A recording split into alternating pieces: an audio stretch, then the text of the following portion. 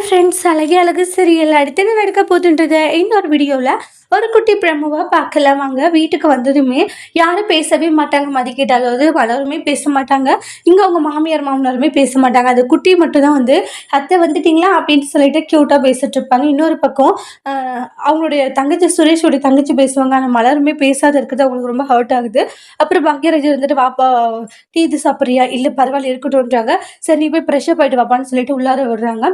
என்னடா தங்கராஜ் மாப்பிள்ளை என்ன சொன்னாரு அப்படின்றாங்க. ஒன்றும் இல்லைப்பா, இனி சண்டை வராது பார்த்துக்கோங்கன்ற மாதிரி சொன்னாங்க. ஒவ்வொரு முறையும் இந்த பஞ்சாயத்து பண்ணுறதுக்கு மாப்பிள்ளையை நம்ம கூப்பிடுற மாதிரி தான் இருக்குன்றாங்க. அதனால தயவு செஞ்சு இனிமேல் மாப்பிள்ளையை கூப்பிடுற மாதிரி நடந்துக்காதீங்கடான்றாங்க.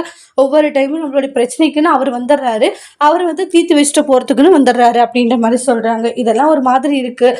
இது வந்து ரேவதியோடைய வாழ்க்கையை கூட பாதிக்கும் அப்படின்றாங்க. அதனால ஒழுங்காக உங்களுடைய வாழ்க்கைகளை நீங்களே பார்த்துக்கோங்க. அதை விட்டுட்டு சும்மா தேவையில்லாமல் அவங்க இந்த மாதிரி எல்லாம் வந்து நம்ம தொந்தரவு பண்ணிட்டு இருக்க கூடாது அப்படின்றலாம் சொல்லிட்டு இருக்காங்க.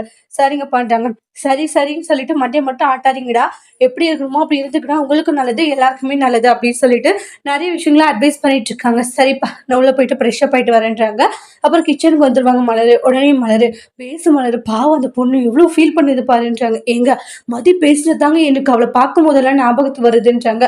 இங்க பாரு, அந்த புள்ள ஒன்றும் வேணும்ட்டு பேசல சரியா, அது ஏதோ அந்த நேரத்துல பேசிடுச்சு. ஆனா அதே பிடிச்சிட்டு அந்த பொண்ணு நீ காயப்படுத்துற பத்தியா, இதை விட இது வேற எதுவுமே இல்லை. அந்த பொண்ணை அவாய்ட் பண்றேன்ட்டு அந்த பொண்ணை நீ ரொம்ப கஷ்டப்படுத்திட்டு இருக்க அப்படின்ட்டு நிறைய சொல்லிட்டு இருக்காங்க.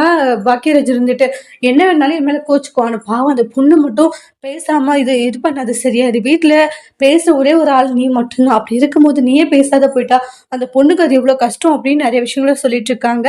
இனி மலர் பேசுவாங்களா இல்லையான்றதை நெக்ஸ்ட் வீடியோல பார்க்கலாம். இந்த வீடியோ பிடிச்சிருந்தா லைக் பண்ணுங்க, கமெண்ட் பண்ணுங்க, ஷேர் பண்ணுங்க. மறக்காம நம்ம சேனலை சப்ஸ்கிரைபர் பண்ணிக்கோங்க. Thank you friends.